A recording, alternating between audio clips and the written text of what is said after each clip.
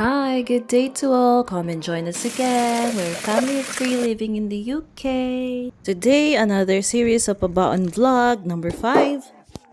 We are going again to hubby's workplace because we woke up late again. But that's alright because it's better to be late than never. Easy and simple cooking lang tayo today. So we will just fry the breaded fish cod and we will do siningag because we still have rice left over from last night. We will just add garlic, oil, and mix veggies. At the time, it's already 9:30 in the morning and hubby's work is at 9 o'clock in the morning.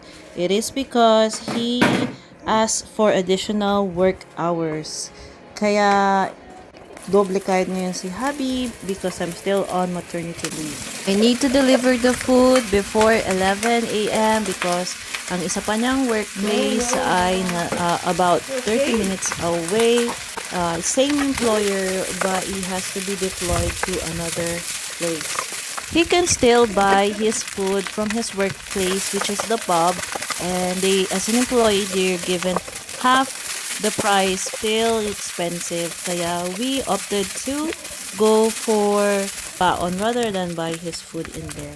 He said he would rather go hungry than buy his diba? So, mas magandang lutuan ko na lang siya kaysa sa magutom siya doon at dumating siya ng bahay na parang lupay-pay na.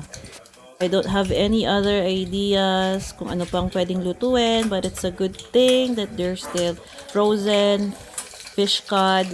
And ayan, easy cooking na lang siya. So I think I finished like about 10 o'clock. Siyempre, my baby is there with me while I'm doing the cooking. Buti na lang, hindi siya nagka-cry at that time. And now, let's pack our lunch or our food for hubby. Sinangag. So, I just put salt and yun lang kasi ang gusto niyang pampalasa.